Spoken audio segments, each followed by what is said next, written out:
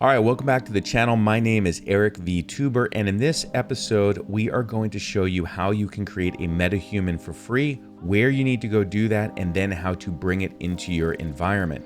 Now, at the end of this video, when I do complete showing you how you can download and import your character, that doesn't mean that you will now see your character inside your environment, and it won't certainly have the facial animations like you're seeing here.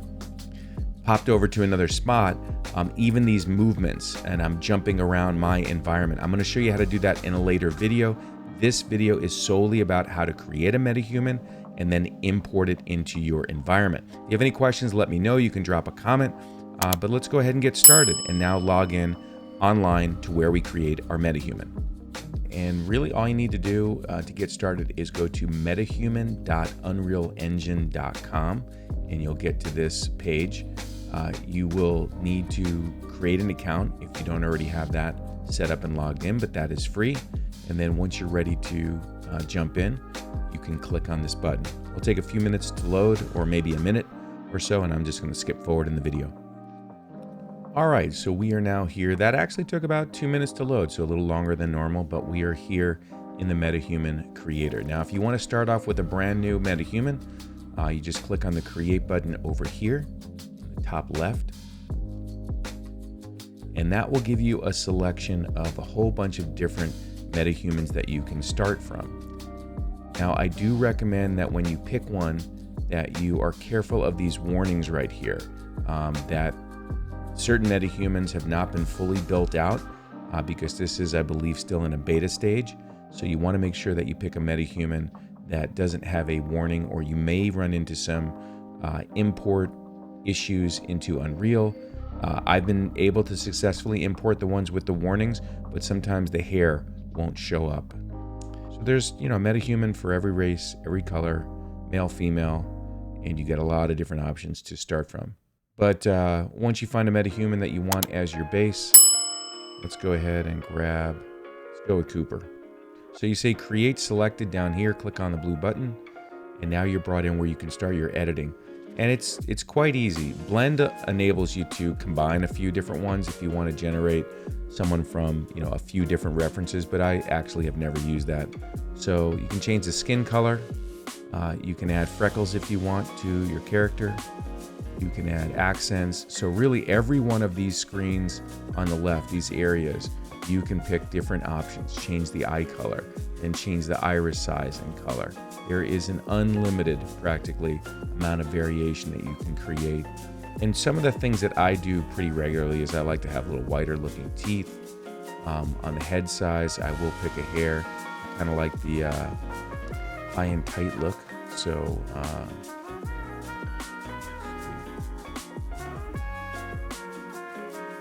yeah, short clean. We're just gonna leave that. For eyebrows, what you like. Eyelashes if you want to change it. Drop in a mustache if you want. And there's a description for each one. So pencil thin, medium curly, little warning. Only LOD 0 or 1. Which means LOD is level of detail. What this is saying is that the mustache is only going to work if in Unreal you set it up so that the metahuman is displayed only at a level 0 or level 1. If it is not as high resolution, you may lose, it may just disappear.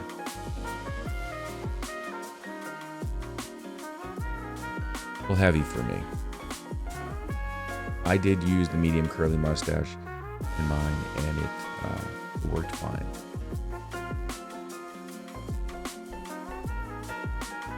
Add a beard if you want.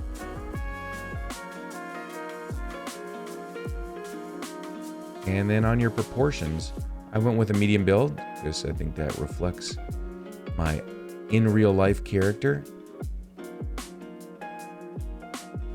Pick different tops if you want.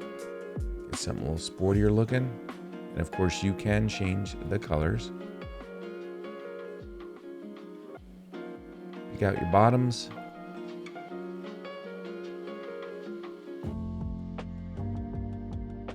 And what kind of shoes you want.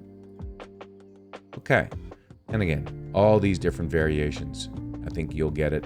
These buttons down here, if you click them, it just kind of shows you some animations so you can see what your character looks like.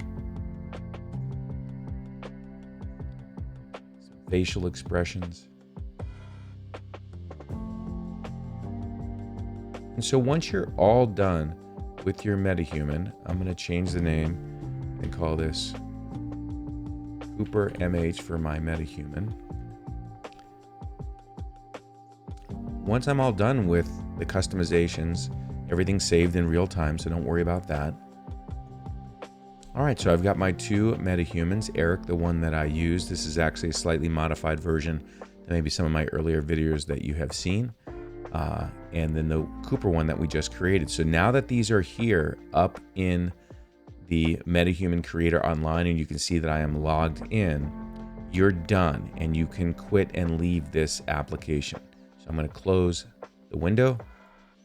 All right, so I've left the Metahuman Creator and now I'm going to launch Unreal Engine 5. Now you would be loading your environment, your world, and this is my standard environment. And then to add the character, like you see right here, I have this folder called Metahumans. To add the character, all you need to do is go up to Window menu and drop down to Quixel Bridge. Once you launch the Quixel Bridge, you will then have access to download your metahuman that you created. Now you will need to log in. If you take a look right here, if I go into metahumans, it says My Metahuman. So if you don't see your metahumans, you need to go over here and make sure you click on this button to log in. Once you log in with your Unreal account, you will then see your metahumans. And if I go in here to the metahumans, all right, so if you notice this one right here, I've not downloaded yet. So that's what you would do first, is you would start the download process. And then once the download process was complete, clicking on this button would then bring it into your environment. All right. All right, you guys, that's going to do it for this episode. Now you can see how you can go online, create a metahuman, and then download that metahuman into your environment. Now, just once you download it, doesn't mean you're going to see it when you click start and play. So I'm going to show you that in the next video.